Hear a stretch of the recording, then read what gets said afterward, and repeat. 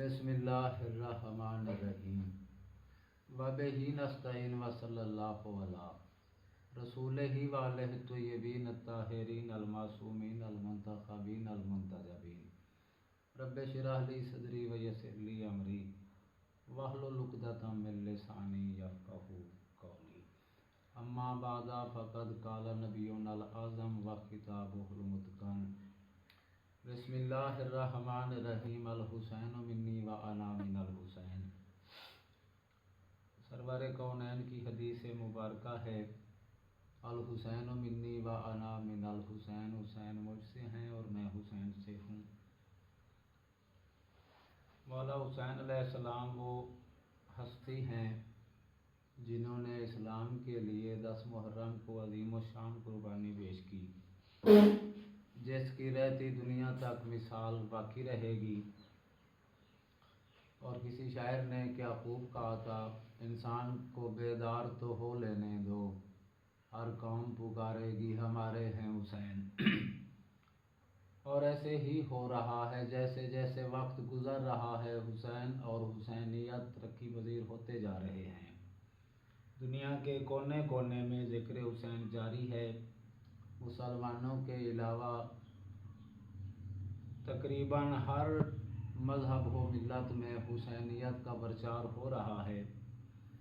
آج کی اس ویڈیو میں دنیا کی ایک نامور شخصیت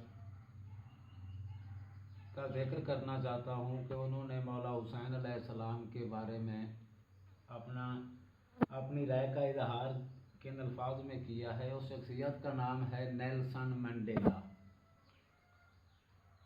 وہ لکھتے ہیں کہ میں نے 20 سال جیل میں گزارنے کے بعد جیل کی سختیوں سے تنگ آ کر ایک دن سوچا کہ حکومت کی شرائط پر دستخط کر کے مجھے رہائی پا لینی چاہیے، لیکن پھر مجھے امام حسین اور کربلا یاد آ گئے،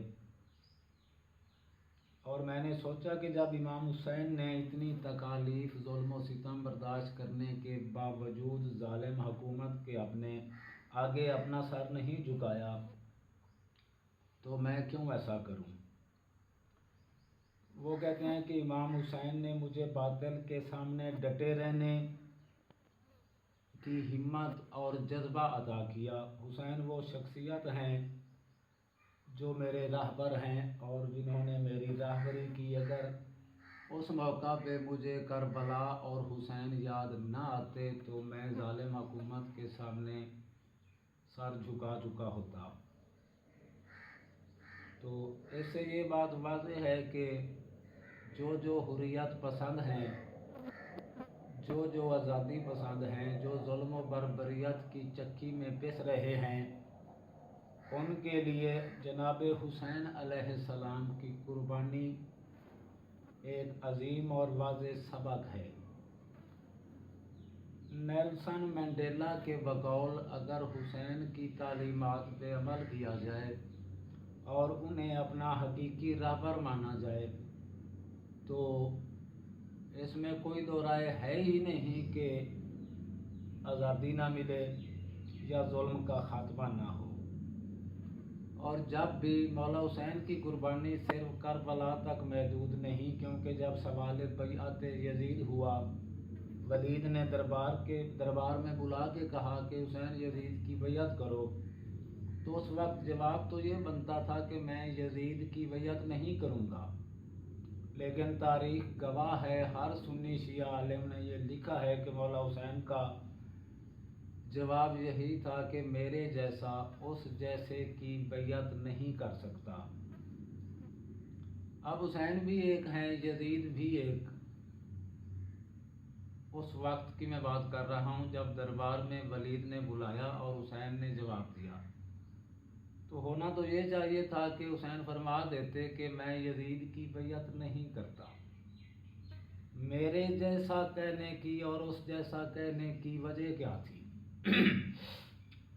وجہ یہ تھی کہ حسین بتا رہے تھے کہ آدم سے لے کے مجھ تک اور مجھ سے لے کے قیامت تک نہ حسین ایک نام ہے، نہ یزید ایک نام ہے۔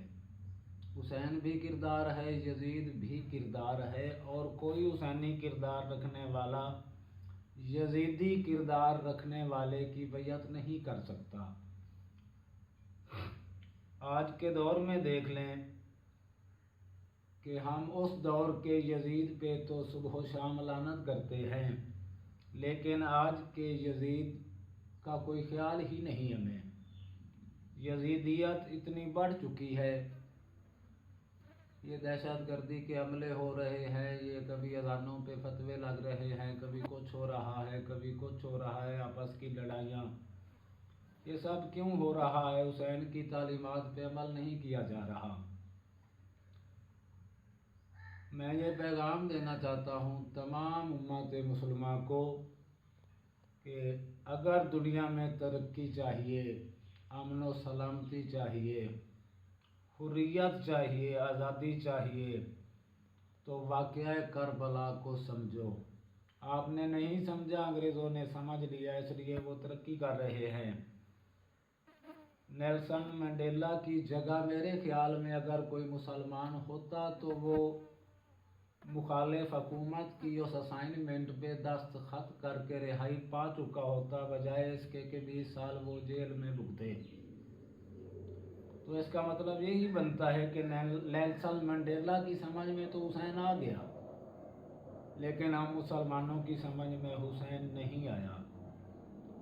تو دن بدن یہ ذکر بڑھتا چلا جا رہا ہے،